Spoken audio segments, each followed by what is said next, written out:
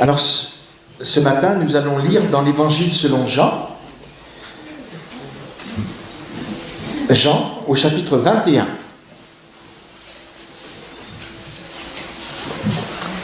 Jean chapitre 21, et nous lirons à partir du verset 1er.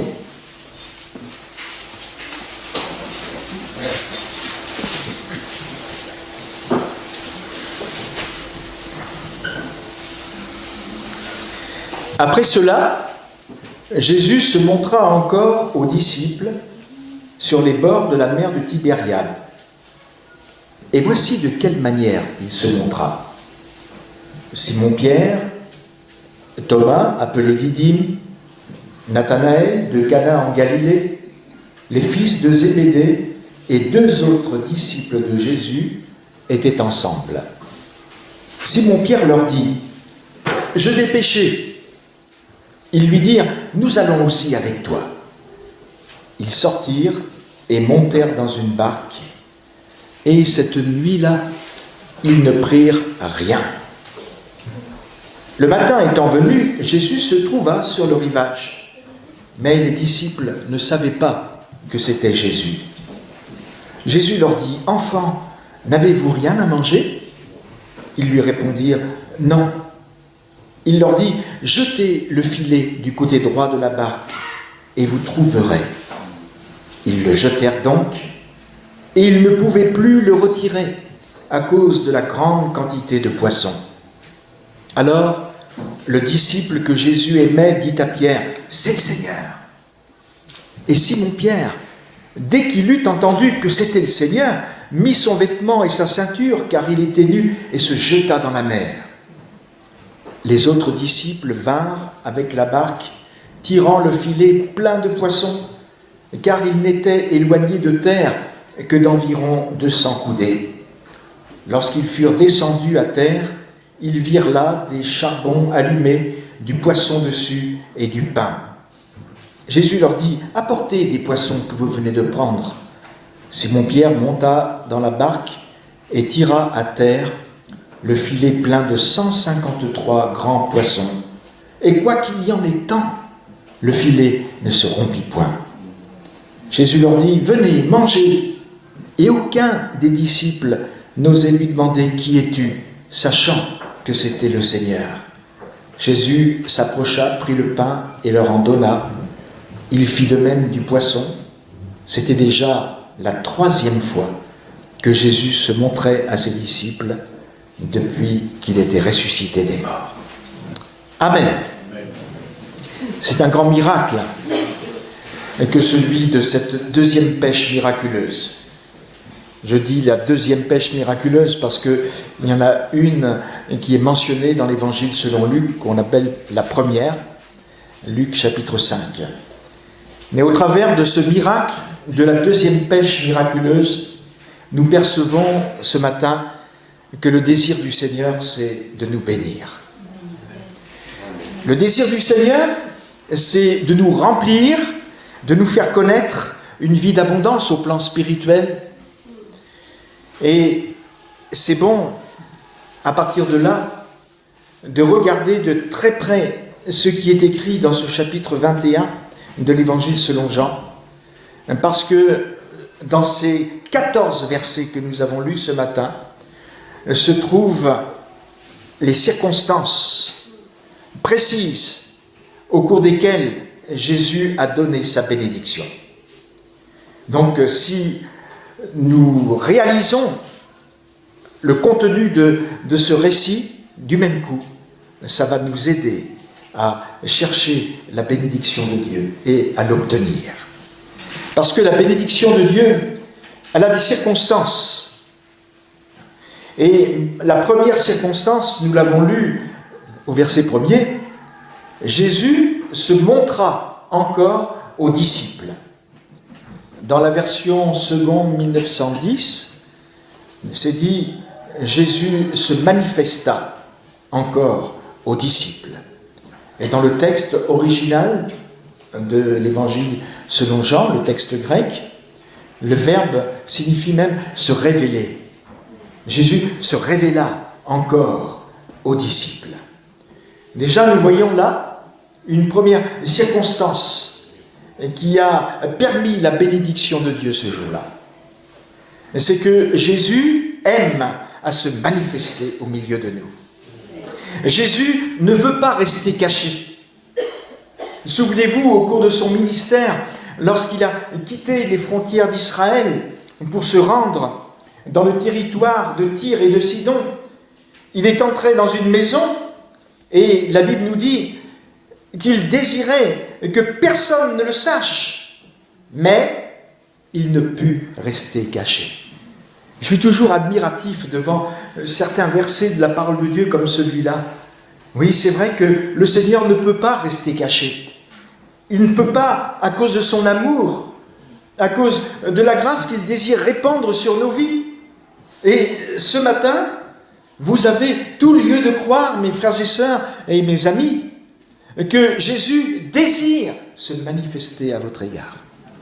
Il désire vous accorder son secours. Il désire vous communiquer sa grâce. Bien sûr, quand il est dit que Jésus se montra encore aux disciples ou que Jésus se manifesta encore aux disciples, ce qu'il a montré de sa personne ce jour-là, ce n'était pas son éclat réel. Jésus, ressuscité des morts, a montré une manifestation de sa personne. Mais n'oublions pas qu'il est Dieu. Et il est écrit que Dieu habite une lumière inaccessible que nul homme n'a vue ni ne peut voir. C'était donc une manifestation. Et d'ailleurs, après sa résurrection, il est dit aussi que Jésus est apparu sous une autre forme à 2 de ses disciples qui étaient en chemin pour aller à la campagne. C'est ce qui est écrit dans le chapitre 16 de l'Évangile selon Marc. Et ces 2 disciples qui allaient à la campagne, on les appelle communément les disciples d'Emmaüs. Donc Jésus se manifesta encore. Et il y avait des raisons pour qu'il se manifeste encore. C'était déjà la 3e fois que Jésus se montrait à ses disciples depuis qu'il était ressuscité des morts.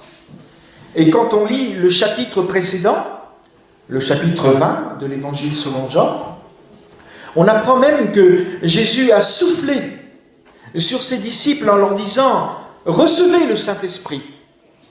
Mais la suite prouve que le cœur des disciples n'était pas pour autant entièrement libéré de la crainte, libéré de la perplexité. Même Pierre n'allait pas très bien quand il prend la décision d'aller pécher. Est-ce que ce n'est pas un retour à son ancienne vie? On voit bien que ça ne tourne pas rond chez lui. Et c'est ce qui m'amène à dire ce matin qu'à cause de nos faiblesses, à cause de nos perplexités, à cause de nos craintes, à cause de nos pourquoi, il faut encore que Jésus se montre. Il faut encore que Jésus se manifeste. Et c'est pourquoi nous ne sommes pas lassés de ce que Jésus peut accomplir dans notre vie, mais nous soupirons après son action. Et nous désirons qu'il nous visite encore et encore. Amen. Et il s'est manifesté au bon moment, parce qu'il a choisi aussi le moment pour se manifester. Vous l'avez remarqué avec moi dans notre lecture, c'est au verset 4. Le matin étant venu. Or, est-ce qu'on ne peut pas dire que quand Jésus vient, c'est toujours comme un matin qu'il vient, hein? Et d'ailleurs, c'est curieux, mais c'est comme ça, et vous le savez aussi bien que moi, quand vous lisez le livre de la Genèse, il y a d'abord un soir, puis un matin. Dans la création, c'est comme ça. Il y eut un soir et il y eut un matin. Genèse 1,5, ce fut le premier jour. Mais après, pour les autres jours, c'est la même chose. Chapitre 1er, verset 8, chapitre 1er, verset 13, chapitre 1er, verset 19, verset 23, verset 31, chapitre 1er de la Genèse. À chaque fois, ça revient comme un leitmotiv. Il y eut un soir et il y eut un matin. Le soir ça peut représenter le chagrin, le trouble, la tristesse, compte tenu peut-être de certains événements qu'on a vécus dans la journée. Mais ce qui est merveilleux avec le Seigneur, c'est qu'on peut se délester à ses pieds. On peut déposer ses fardeaux. Alors, il y a eu un soir, peut-être, mais les bontés de l'Éternel ne sont pas épuisées. Ses compassions ne sont pas à leur terme. Elles se renouvellent chaque matin. Que Dieu soit béni. Il faut donc que Jésus se manifeste encore.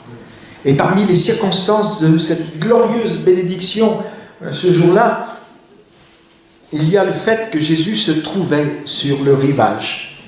Non seulement il s'est manifesté alors que le matin était venu, mais il se trouvait aussi sur le rivage. Et ça veut dire pour nous que Jésus est accessible. Même si nous ne discernons pas toujours qu'il est là. Parce que vous savez, il ne faut pas être sans cesse être à la recherche des sensations, des impressions. Et il y a des moments où nous avons l'impression que Jésus n'est pas là, mais détrompons-nous. Détrompons-nous, il est accessible, il se laisse trouver. J'aime bien ce verset d'Ésaïe qui dit « J'ai exaucé ceux qui ne demandaient rien, je me suis laissé trouver par ceux qui ne me cherchaient pas. » Alors vous imaginez, à plus forte raison, quand on le recherche, est-on sûr de le trouver? Oh, merci Seigneur. Tu es au milieu de nous ce matin. Et nous voulons nous confier pleinement en toi. Alors vous voyez, il y a des choses précises et qui ont permis à la bénédiction de se manifester ce jour-là. Mais je voudrais entrer un petit peu plus en profondeur, si vous le permettez. Qu'est-ce qui a suscité au juste cette bénédiction extraordinaire de la deuxième multiplication des pains? Je crois que c'est, entre autres, le fait que les disciples ont été capables d'avouer leur disette. Quand Jésus leur a posé la question « Enfants, n'avez-vous rien à manger ?» C'est au verset 5. Ils n'ont pas tourné autour du pot. Ils ont répondu honnêtement « Non ». Leur réponse a été nette. Et en relisant ce passage des évangiles, je me suis posé la question personnellement. Est-ce que Jésus n'aimerait pas te poser des questions à toi? Est-ce qu'il n'aimerait pas nous poser des questions à nous tous ce matin? Par exemple, est-ce que tu es satisfait de ta vie spirituelle? Et là, on ne peut pas se défiler. On ne peut pas essayer de sauver la face. Si on n'est pas satisfait vraiment de sa vie spirituelle, il faut répondre honnêtement au Seigneur.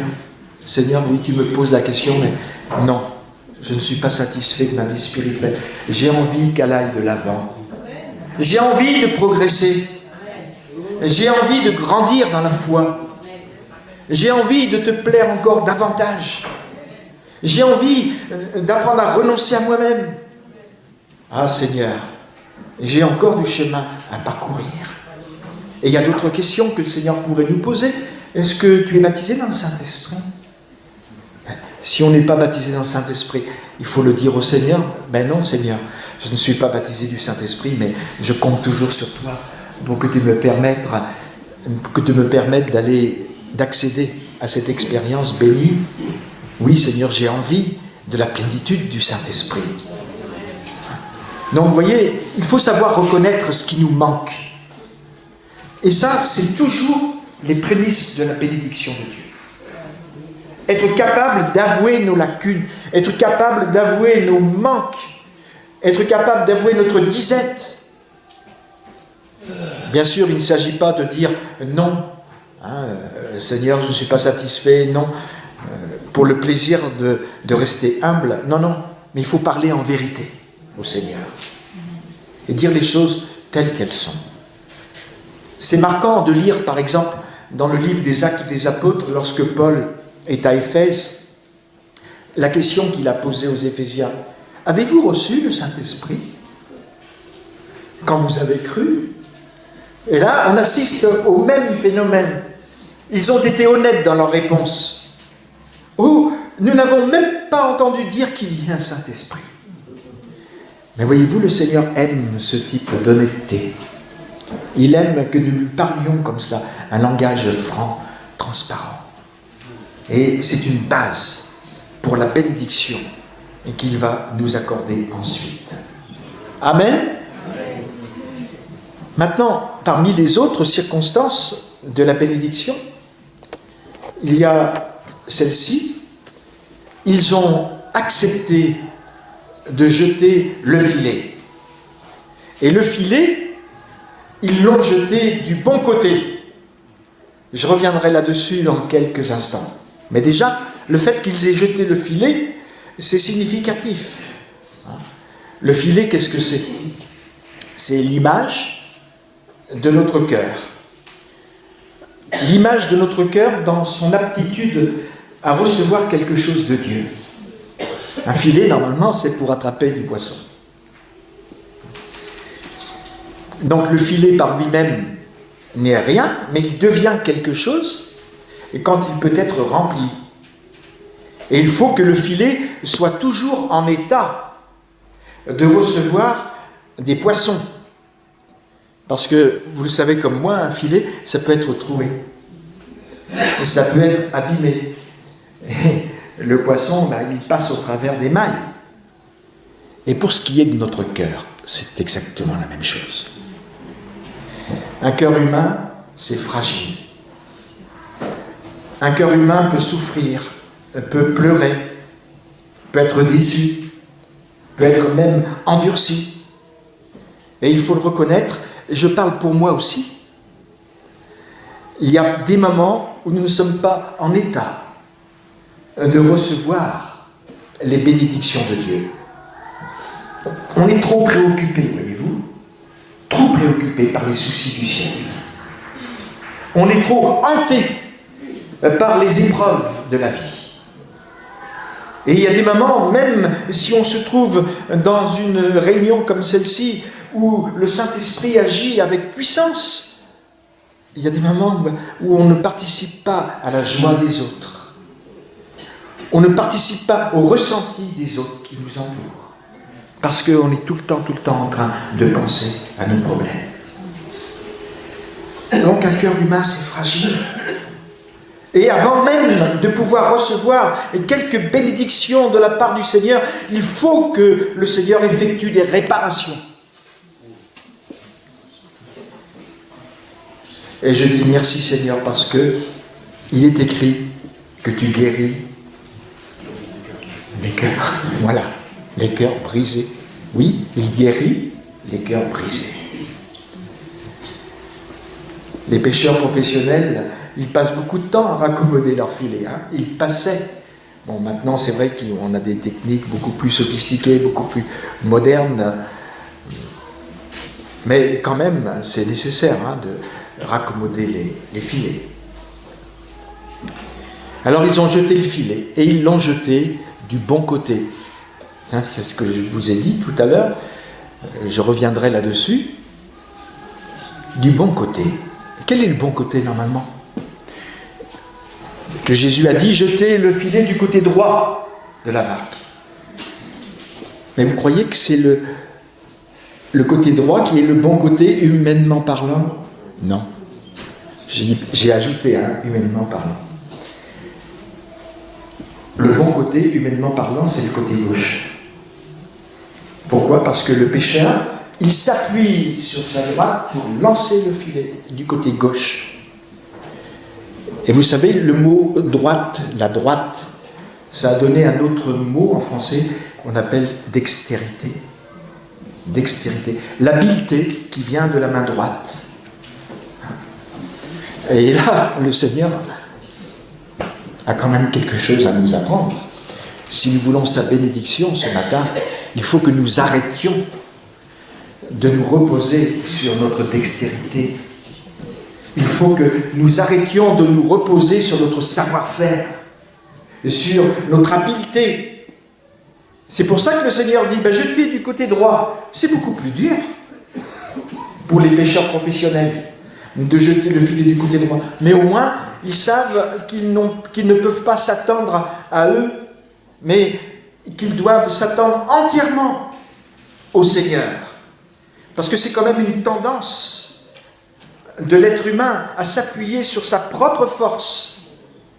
Mais le résultat n'est pas toujours concluant. C'est le moins qu'on puisse dire.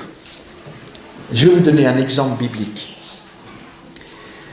Je suis sûr que vous êtes des lecteurs assidus de la parole de Dieu et que vous aimez en particulier les psaumes.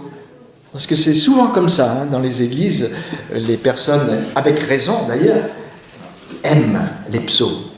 Parce que les psaumes inspirent beaucoup de prières et en même temps, ça contient tellement de choses qu'on est susceptible de connaître aujourd'hui. La parole de Dieu, elle est tellement actuelle et qu'elle nous émerveille. Or, dans le psaume 107, on peut camper le décor. Il s'agit d'un navire qui se trouve ballotté par les flots. Il y avait donc une tempête sévère qui sévissait et les marins étaient désespérés sur ce bateau. La Bible nous dit qu'ils étaient saisis de vertige. Ils chancelaient. Toute notre habileté, notre savoir-faire, ça pèse bien peu dans la balance quand on a affaire aux éléments déchaînés. Alors, quand on veut la bénédiction de Dieu, et je suis sûr que nous la voulons tous ce matin, eh bien, n'oublions pas qu'il faut s'appuyer sur le Seigneur avant tout. Mettre sa foi dans le Seigneur. Et non pas se croire capable. Parce que quand on se croit capable, on va droit dans le mur. Souvenez-vous des enfants d'Israël. Ils ont été capables de vaincre Jéricho par la seule grâce de Dieu, parce que c'est lui qui a permis que la forteresse s'écroule, que les murailles s'écroulent. Mais après, quand il s'est agi d'Aï, on va n'en faire qu'une bouchée, Aï. Après avoir vaincu Jéricho, vous pensez bien qu'Aï, ça ne va pas nous arrêter. Et là, ça a été une défaite cuisante. Il faut toujours s'appuyer sur le Seigneur et ne pas s'appuyer sur sa propre force. Jetez le filet du côté droit de la barque. Et c'est très significatif ce que le Seigneur leur a demandé. Parce que pour un enfant d'Israël, la droite, ça évoque la puissance de Dieu. La droite, c'est la présence particulière de Dieu. Et à la droite de Dieu, il y a une personne. Et cette personne, c'est Jésus. Acte 2, verset 33, élevé par la droite de Dieu. Acte 7, verset 55, à propos d'Étienne, le premier martyr de l'Église. Alors qu'on jetait des pierres contre lui, il a vu la gloire de Dieu et Jésus debout à la droite de Dieu. Et l'apôtre Paul nous a laissé le même témoignage quand il dit « Christ est mort, bien plus, il est ressuscité, il est à la droite de Dieu et il intercède pour nous. » Le secret de la bénédiction est donc là, à la droite de Dieu. Et quand nous regardons à Jésus, quand nous demandons que Jésus intervienne dans notre vie, alors le miracle se produira toujours. Oh, ça arrive que certaines personnes disent « Mais c'est bizarre, au début de ma conversion, j'étais tout feu, tout flamme, mais aujourd'hui ce n'est pas la même chose. J'ai l'impression que Dieu m'a abandonné. J'ai l'impression que Dieu n'est plus le même avec moi. » Alors, il faut vite rectifier là, parce que ce n'est pas un langage qui est très juste. Dans le psaume 77, Asaph tenait ce langage. Il disait, ce qui fait ma souffrance, c'est que la droite du Très-Haut n'est plus la même. Et on a envie de dire à Asaph, attends, attends, ne dis pas cela. Dis que c'est toi plutôt qui as changé. Mais la droite de Dieu, elle ne changera jamais. Et quand on se trouve dans cette situation-là, il faut venir au pied du Seigneur et lui dire « Pardon Seigneur, de ce que j'ai douté de toi. Pardon, ta droite n'a pas changé. Elle ne changera jamais. Mais c'est à moi d'apprendre à me confier davantage en toi. C'est à moi d'apprendre à me tenir à tes pieds pour recevoir ta bénédiction. Parce que la Bible dit que Jésus est le même hier et aujourd'hui et éternellement. Alléluia! Que Dieu soit béni. Vous voyez, il y en a des circonstances de cette bénédiction qui sont à souligner ce matin. Il y a aussi l'obéissance. Jeter le filet du côté droit de la barque, ils le jetèrent donc. Ils ont obéi au Seigneur. Et leur obéissance a été récompensée par 153 grands poissons. Bon. Si c'était écrit des petits poissons, on pourrait dire ils sont tombés sur un banc là, ils ont eu de la chance. Non, mais ne cherchons pas à expliquer humainement un miracle. Un miracle, c'est un miracle. Et ça doit conserver son caractère de mystère aussi. 153 grands poissons. À propos de ce chiffre-là, ce nombre 153, j'ai entendu un jour quelqu'un dire qu'il y avait un mot qui revenait 153 fois avec les synonymes dans le Nouveau Testament. C'était le mot grâce. Bon, ça vaut ce que ça vaut, Je crois qu'il ne faut pas en faire une doctrine, c'est vrai. Mais convenons ce matin les uns et les autres que si nous sommes bénis, si nous sommes sauvés, si nous sommes pardonnés, si nous sommes secourus, si nous sommes baptisés du Saint-Esprit, ça ne peut être que par la grâce. Et la grâce ne doit pas pour autant devenir un prétexte pour vivre dans le désordre. Parce que l'apôtre Paul le dit bien dans l'épître à Tite, la grâce, elle nous enseigne à renoncer aux convoitises mondaines et aux souillures du monde. Donc on ne peut pas se servir de la grâce pour faire ce que l'on veut, mais chaque fois qu'on reçoit la bénédiction du Seigneur, que ce soit d'une manière, que ce soit d'une autre, c'est à cause de la grâce que nous la recevons. Alors ce matin, si nous désirons la bénédiction de Dieu, nous voyons qu'il y a des critères précis qui doivent être respectés. Et je voudrais aussi vous parler de l'indulgence de Dieu. Est-ce que le Seigneur n'a pas été indulgent avec nous? Bien des fois. Et là encore, on voit la manifestation de cette indulgence. Est-ce que les disciples méritaient un tel miracle? Non, on ne mérite aucune grâce, par définition. Mais on peut être au bénéfice de l'indulgence divine. Et cette indulgence-là, elle est claire. Si vous lisez dans le chapitre 5 de l'Évangile selon Luc, le récit de la première pêche miraculeuse, c'était différent. Jésus avait dit à Pierre, à ce moment-là, « Avance en pleine eau ». Autrement dit, va au large. Mais remarquez bien, dans notre récit de ce matin, il n'y a pas d'exigence semblable.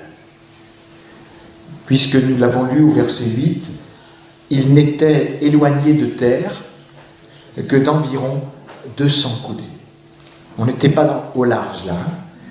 200 coudées, 95 mètres environ. Ça ne fait pas beaucoup.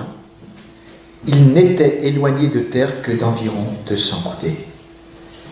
Mais à propos de cette indulgence divine, ne croyez-vous pas, mes frères et sœurs, que si seulement on pouvait, les uns et les autres, s'éloigner un peu de terre, en pensant au ciel, en pensant aux bénédictions spirituelles, il se passerait bien des bouleversements dans notre vie.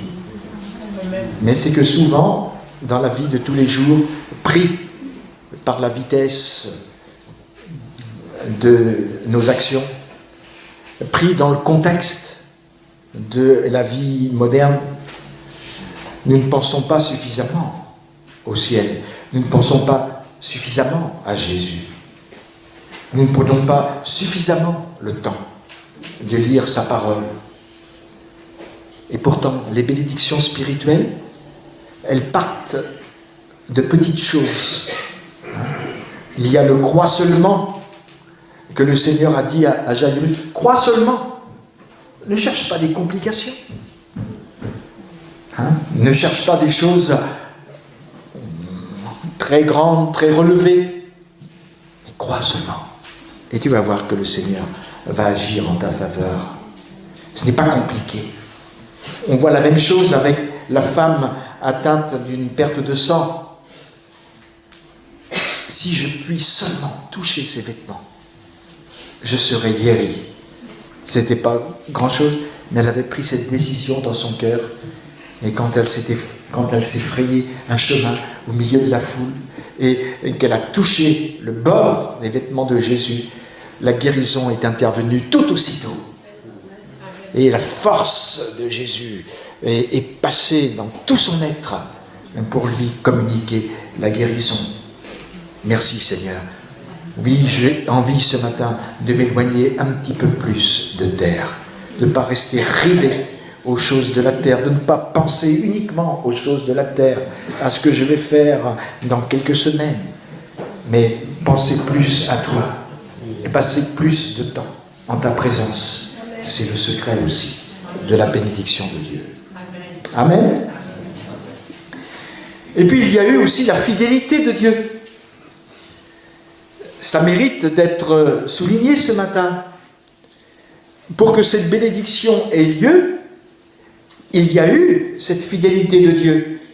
Vous imaginez quand même, lorsque le filet a été tiré, il était plein de poissons, et il est même dit, quoi qu'il y en eût tant, c'est le verset 11, quoi qu'il y en eût tant, le filet ne se rompit point. Mais là encore, la physique aurait voulu qu'avec une telle quantité de poissons, ça craque. Parce que ça ne pouvait pas être autrement. Vous imaginez la pression qu'il pouvait y avoir dans ce filet. Mais ça n'a pas craqué. Et là, vous savez comme moi que c'est la peur de beaucoup pourtant. Surtout dans les services de baptême, on voit certaines personnes qui ont peur. Pour l'instant, je suis sur un petit nuage, mais c'est sans doute trop beau pour durer. Ça ne va pas durer. On entend parfois des réflexions comme ça. Et évidemment, on dit, mais si, ça va durer. Si, ça va durer, parce que c'est au Seigneur que vous avez affaire. Et à partir du moment où on a affaire au Seigneur, on n'a pas de crainte à avoir. Et je dirais même que avec la grâce que le Seigneur nous accorde, quotidiennement, on peut tenir le choc. Alors c'est vrai, quelqu'un pourrait dire ce matin, lors de la première pêche miraculeuse, ça a craqué. Vous pouvez le vérifier, Luc chapitre 5, verset 6. Là, le filet a craqué. Mais il y avait quand même une différence notoire. C'est que le Seigneur n'était pas alors monté sur la croix. Le Seigneur n'avait pas été ressuscité non plus, évidemment. Et donc c'était quand même différent. Mais pour nous ce matin, le Jésus auquel nous nous confions, c'est ce Jésus et qui est mort pour nous sur la croix. C'est ce Jésus qui est ressuscité des morts. Et si on se confie en ce Jésus-là, si on s'identifie à lui dans sa mort, dans sa résurrection, ça ne craquera pas. Tant qu'on ne se confie pas en Jésus crucifié et ressuscité pour notre justification, c'est sûr que ça va craquer. Mais à partir du moment où vraiment on regarde à celui qui est aujourd'hui le roi des rois, le Seigneur des seigneurs, ça ne craquera pas. Et avec lui, Il est possible de tenir bon, même sous l'intensité de la pression que le monde voudrait faire peser sur nous. L'intensité de la pression et l'intensité de la tentation que le monde voudrait faire peser sur nous. Mais avec la force que nous procure Jésus crucifié, ressuscité, nous avons la vraie force, non pas une force psychique. Ça existe aussi, hein. Vous avez par exemple des coachs aujourd'hui, parce qu'on parle beaucoup de coachs aujourd'hui, dans tous les domaines, pas seulement dans le domaine sportif, hein. Mais ces coachs-là, ils vont vous galvaniser, ils vont vous parler avec beaucoup d'assurance, ils vont vous communiquer une sorte de force pour que vous ayez confiance en vous. Mais cette force-là, elle peut retomber comme un ballon de baudruche qu'on a crevé. Elle peut retomber aussi vite, cette force. Tandis que celle que le Seigneur nous donne, elle tient. Alléluia. Et elle nous permet de poursuivre notre chemin. Alors voilà, on a vu les grandes lignes de ces circonstances qui ont permis à la bénédiction de Dieu de se manifester ce jour-là. Et je voudrais dire en conclusion que le Seigneur désire vraiment nous bénir. Et plus encore, il désire aussi nous faire conserver la bénédiction que nous avons reçue. Il ne faut pas que nous ayons peur de ça. Oui, je suis béni aujourd'hui, mais après, il va falloir que je paye ça. Quelquefois, c'est vrai, hein, on pense à la fameuse doctrine qui n'a jamais existé vraiment. C'est nous qui l'avons créée, cette doctrine, du retour de manivelle. Hein? Donc, parce que j'ai été béni, maintenant, il faut que je m'attende à ce que quelque chose de mauvais m'arrive. Non, non. Le Seigneur est capable de vous faire conserver la bénédiction que vous avez reçue.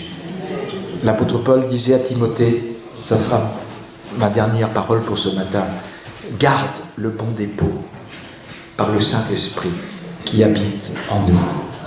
Eh bien, que le nom du Seigneur soit béni. Amen.